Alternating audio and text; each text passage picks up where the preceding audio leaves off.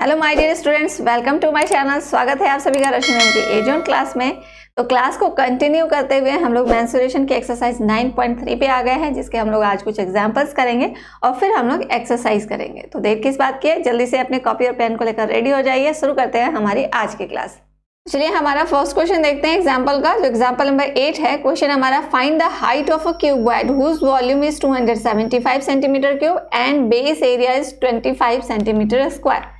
तो जैसे कि आपका ये क्यूबॉइड है, एक क्यूबॉइड बनाते हैं हम लोग। ये आपका क्यूबॉइड हो गया, जिसमें आपका क्या दे रखा है, वॉल्यूम दे रखा है। Volume is equal to what, 275 centimetre cube. ठीक है, वॉल्यूम हमेशा क्यूब में होता है। और बेस एरिया दे रखा है। बेस एरिया मतलब इसका एरिया दे रखा है। बेस एरिया, नॉट बेस से, बेस नहीं है, बेस एरिया है। ठीक है, base area is equal to 25 centimetre square. जैसे यहाँ पे स्क्वायर देखे, इसका मतलब आप समझ जाइए कि वो एरिया है, और क्यूब देखे तो वो वॉल्यूम है। तो यहाँ पे बेस एरिया है और वॉल्यूम है। निकालना क्या है आपको, find the height of a cuboid. यहाँ पे आपको हाइट निकालनी है। Height is equal to what. तो आप फॉर्मूले से क्या जानते हैं, फॉर्मूला क्या होता है वॉल्यूम का, volume is equal to base area into height. अब क्या करते हैं, बेस एरिया को हाइट से मल्टीप्लाई करते हैं तो हमारा वॉल्यूम आ जाता है। यहाँ पे क्या पता है हमें, वॉल्यूम पता है, बेस एरिया पता है, तो इसी से हम हाइट का फॉर्मूला बना लेंगे। तो हाइट इज इक्वल टू क्या हो जाएगा, वॉल्यूम बाय बेस एरिया। अब बस इसी में वैल्यूज पुट कर दो और इसका आंसर आपका आ जाएगा। यहाँ पे वैल्यूज क्या है, वॉल्यूम की वैल्यू है 275 एंड बेस एरिया है 25। बस इसे सॉल्व कर लेना है हमें। तो ये क्या आ गया आपका 11 सेंटीमीटर, 11 सेंटीमीटर आपका ये आंसर हो गया। ठीक है, अब ये हाइट निकालना था इसलिए ये सिर्फ सेंटीमीटर होगा। यहाँ पे एरिया था इसलिए स्क्वायर में था, बट हाइट निकालना है इसलिए ओनली एंड ओनली सेंटीमीटर होगा, स्क्वायर या क्यूब इसमें नहीं लगेगा।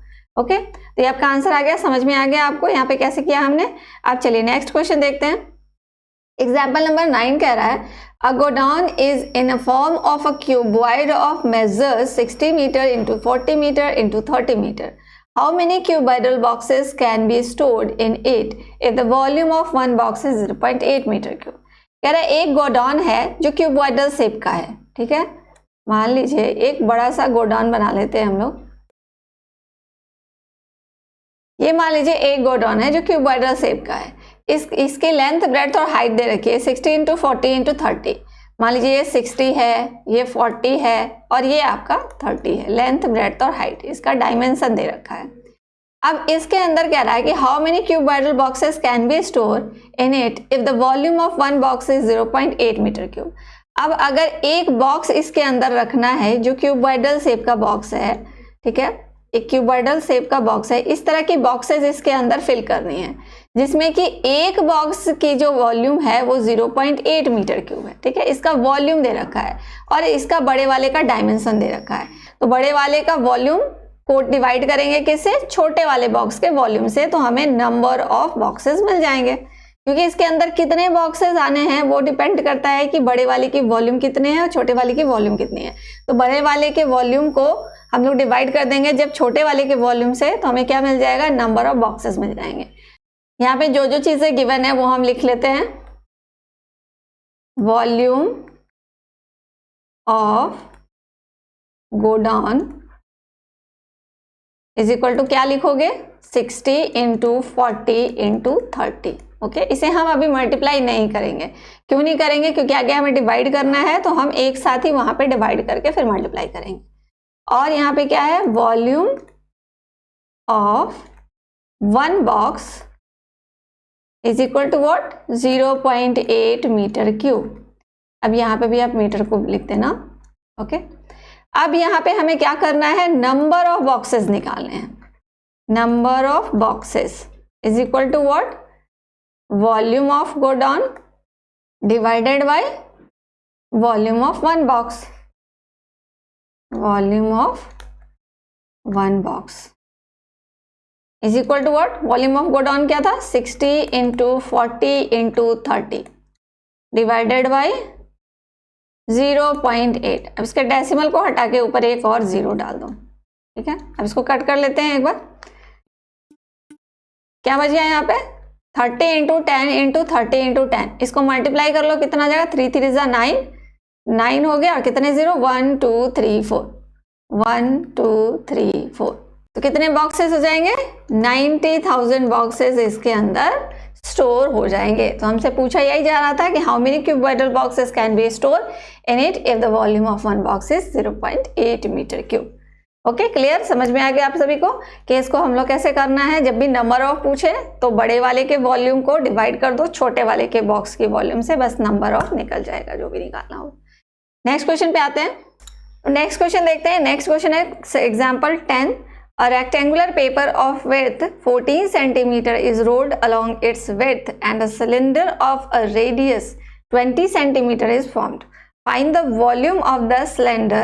Take pi is equal to 22/7. कह रहा है कि एक रेक्टेंगुलर पेपर सीट है जिसका कि विड्थ दे रखा है 14 सेंटीमीटर।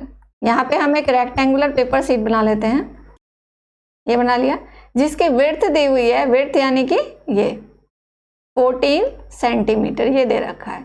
अब इसको विड्थ के अलोंग जब हम इसको रोल करते हैं, ये देखिए ये एक पेपर है, इसकी विड्थ हम मान लेते हैं 14 सेंटीमीटर।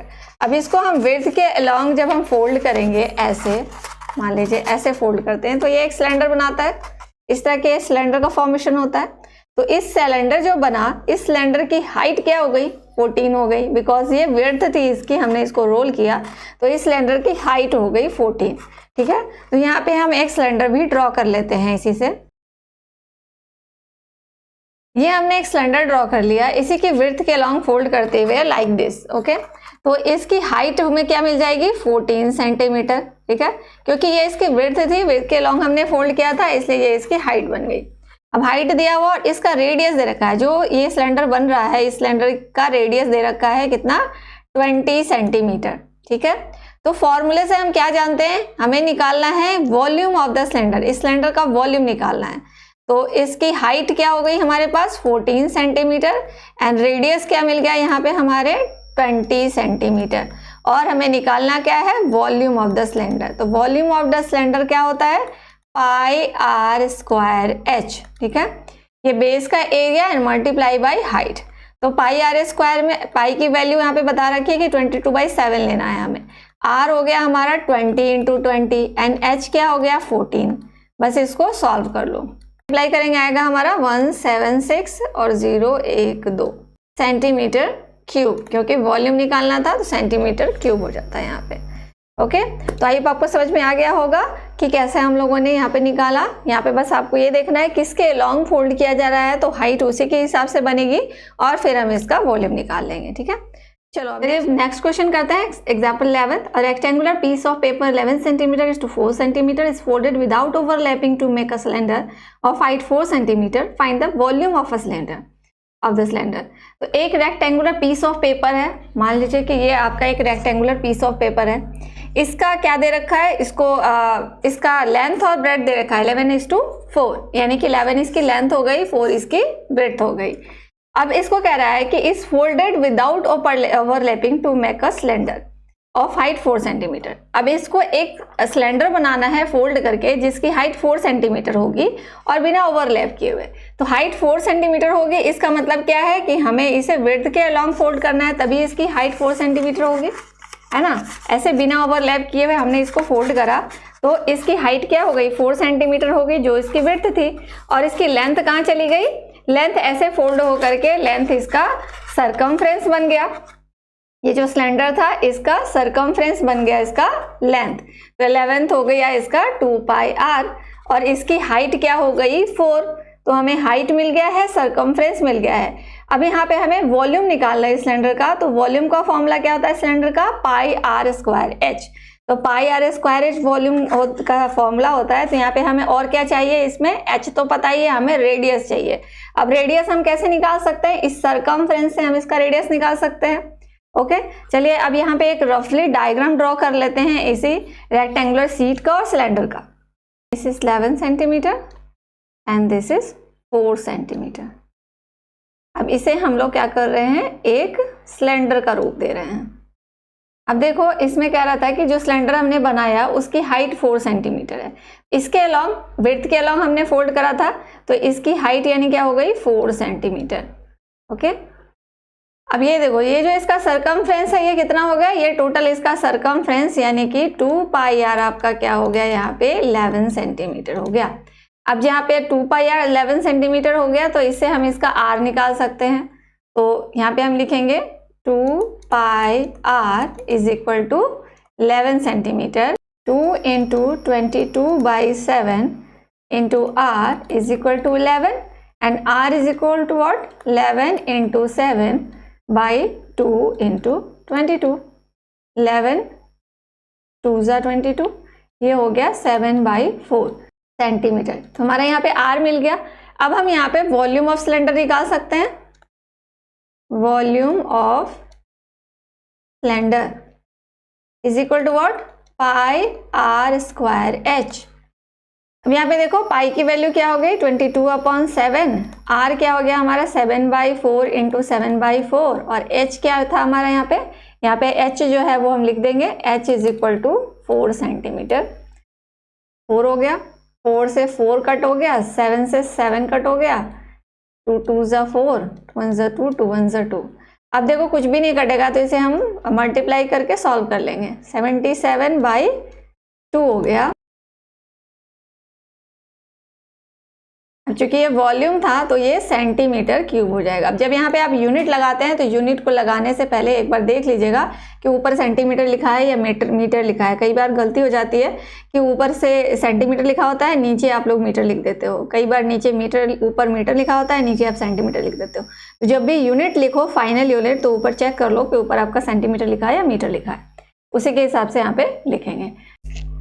तो आई होप आपको ये सारे क्वेश्चन समझ में आ गए होंगे। ये आज की क्लास का हमारा लास्ट क्वेश्चन है। अब इसके बाद हम लोग एक्सरसाइज करेंगे 9.3, तो रेडी रहिएगा नेक्स्ट एक्सरसाइज के लिए। तो आज की वीडियो मैं यहीं पे खत्म करती हूँ, मिलूंगी नेक्स्ट वीडियो में नए क्वेश्चंस के साथ। तब तक के लिए tata bye bye, see you, take care and all the best.